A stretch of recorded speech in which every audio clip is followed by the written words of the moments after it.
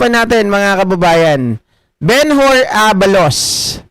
Babalik nga ba sa palasyo itong si Benhur Abalos mga kababayan matapos po ang isang taon dahil alam po natin katatapos lang ang halalan mga kababayan kung saan po pag natalo ay hindi po pwedeng mabigyan ng pwesto. Subalit natatapos to, malapit nang matapos ang isang taon mga kababayan. At eto nga may bali-balita na etong si Benhur Abalos ay tinitimbang na ngayon or pinag-iisipan ng ating palasyo or ng ating Pangulo kung ito ba ay babalik. At ang katanungan, mga kababayan, saang posisyon ba dapat mapunta etong si Benhur Abalos? Mga kababayan, kasi merong usap-usapan na ito po ay pumalit kay Recto bilang ES or Executive Secretary. O ito po ang balita, former Interior Secretary Benhur Abalos is rumored to be making a comeback in the Marcos cabinet soon. Babler said President Bongbong Marcos is keen on reuniting with the former Mandaluyong City Mayor once his 1-year post-election ban on losing bets taking government positions lapses in May. So, ilang buwan na lang? 4 na buwan na lang, antayin natin. Kasi patapos na itong January, di ba? So, 4 na buwan na lang. Where Marcos will put him is not yet clear. According to the grapevine, one option is for Abalos to take over the office of the Executive Secretary, kapalit with former Senator Ralph Recto sliding to the Department of Budget and Management, which is currently led by OIC Secretary Rolando Toledo. So, mag-slide down daw itong si ES Ralph Recto if in case na mapunta etong si Abalos mga kababayan bilang Executive Secretary. Kayo ba? Gusto nyo ba si Abalos mga kababayan sa bilang ES? Parang mas gusto ko siya doon sa mahusay si Abalos, mahusay din. Pero parang mas subok kasi siya sa DILG. Pwede bang DILG na lang? Ha? Mukhang hindi ambassador ang mukha, parang vlogger na mapang-Alaska lang. Sino? Yung ambassador. Dati-rati yung mga makapili nakatalukbong ng bayong, ngayon nasa Senado na. Sabi ni Toots, DILG balik. Paano yan pag Executive Secretary siya inilagay? Mga kababayan, payag ba kayo? Wala naman tayong magagawa, di ba? Wala tayong magagawa kung doon siya ilalagay bilang Executive Secretary because malamang sa malamang alam ng Pangulo kung ano ang kapasidad ng isang Benhur Abalos. Di ba? Ngayon pa lang, kung makakabalik siya sa gobyerno, ito ay magandang mga kababayan, magandang progress. Di ba? Magandang progress kung tatakbo siya ng 2028 bilang senador. Ngayon pa lang dapat makahawak siya ng posisyon. 'Di ba? Para mas makilala mga kababayan at dapat kapag itong si Benhur Abalos ay nakabalik sa gobyerno, lagi siyang sumabat sa mga balita. Whether ito ay pangit, whether ang balita ay kahit basta lahat laging sumausaw sa mga balita, 'di ba? At maaga pa lang bumaba na rin. 'Di ba? Bumaba na rin mga kababayan doon sa mga lugar na hindi pa natin madalang mapuntahan kahit papaano, 'di ba? Big progress kasi, big progress. Oo. Yes, Sir Jorn, Executive Secretary, sabi ni Ma'am Allen Arsenes. Attorney din yan si Benhur. Yes, he is. Sharito Sembrona, DFA ka GP. Alin po ang DFA?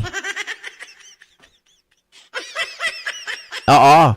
Siyempre, loyalty ang importante. At the same time, yung alam mo na hindi mangungurakot. No?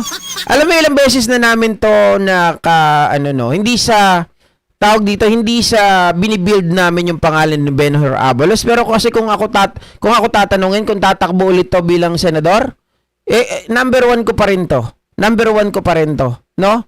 Mga kababayan, nakita naman natin kung ano yung accomplishment na ginawa niya nung siya po ay DILG Secretary.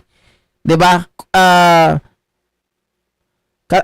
Katambal ni General Torre. Napahuli nila si Kibuloy. Napahuli nila si Digong. Mga kababayan, yung mga pulis, yung nahulihan ng almost 1 ton na shabu, 'di ba? Diyan sa Tondo. At the same time, mga ka-GPnatics, marami silang mga nalaman, nakalakaran ng droga diyan mismo sa mga pulis dahil sila mismo yung mga nagpoprotekta. 'Di ba sila mismo yung nagpapaikot pagkatapos makahuli, ang gagawin mga kababayan, di-distribute din sa kalsada. Oh, so maraming ganoon si Benhur Abalos. Lagi siyang tawag dito, maraming accomplishment. Hindi daw sa DILG ilalagay si Benhur, Sir GP. Hindi nga. Sabi dito ano daw, Executive Secretary. Executive Secretary daw eh. Ayan oh. Tapos si Recto daw bababa sa Department of Budget and Management. Sabi ko nga, kung doon ilalagay, wala tayong magagawa. Ibig sabihin, nakita ni PBBM yung, 'di ba? Yung isang bagay na hinahanap niya kay Benhur. Kaya nga pabababain niya si Executive Secretary Ralph Recto. 'Di ba? Oy. Shoutout sa best friend ko, Randy Agustin from Camp Sur. Tahimik lang si Benhur, sabi ni Remea Pasyolan. Oo nga, sobrang tahimik nito, guys. At saka napaka-polite kapag kasama mo ito. At saka makwento din. Mga ka-GPnatics, madaldal din to si Benhur Abalos. I mean madaldal pero hindi siya yung bida-bida sa mga usapan. No? Sa mga usapan hindi siya ganon. Malayong-malayo.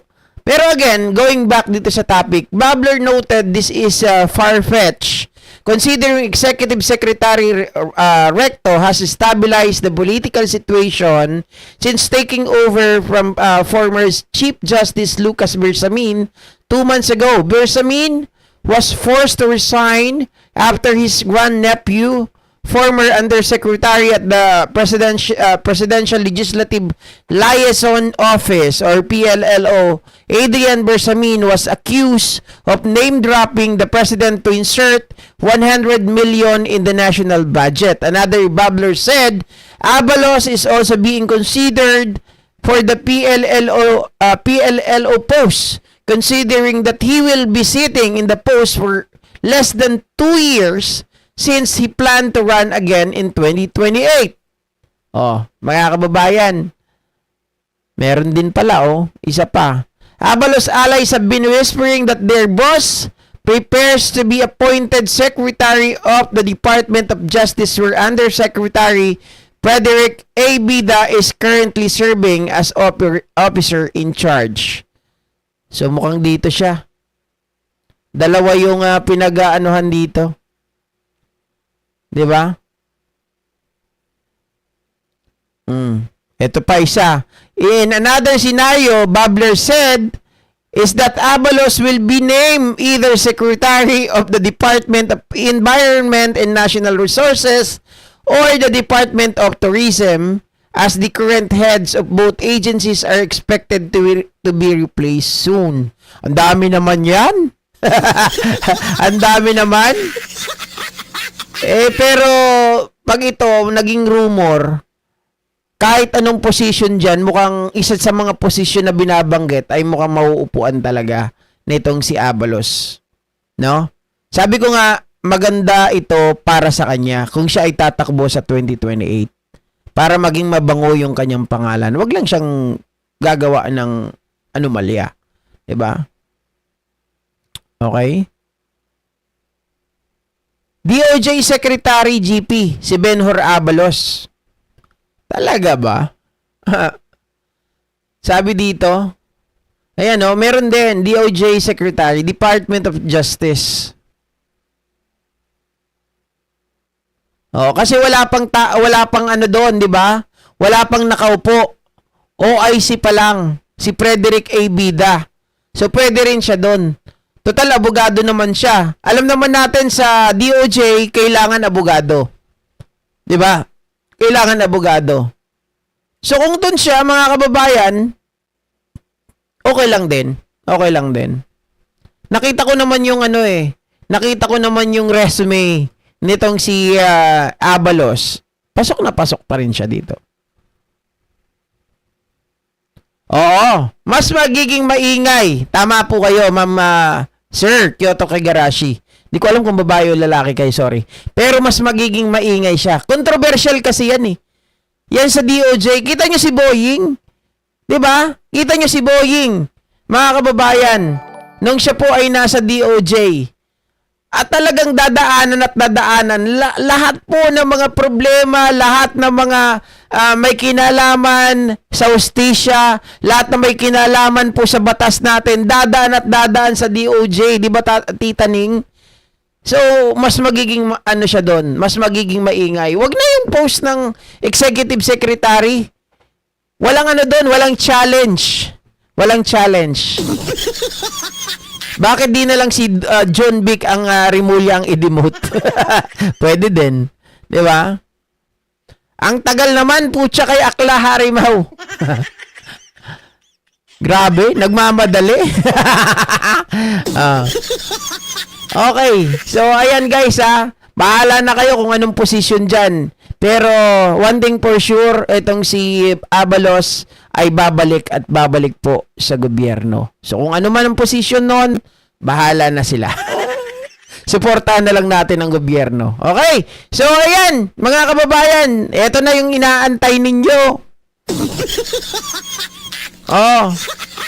Kaya nga hinuli ko to kasi konti lang Ay, wala pa pala. Meron pa. Ito, pag-usapan muna natin si Kiko Barsaga. Etong si Kiko Barsaga, mga kababayan, 'di ba? Nabalita nung nakaraan. Ano yung balita tungkol dito kay Kiko? Walang yan, di pala nakahanda dito. Wag na nga natin pag-usapan yan si Kiko. Kasi may usapin, mga kababayan, na itong si Kiko Barsaga. Walang yan. Wag kayo masar Nalito na ako napindot ko na naman to, kaya nawala.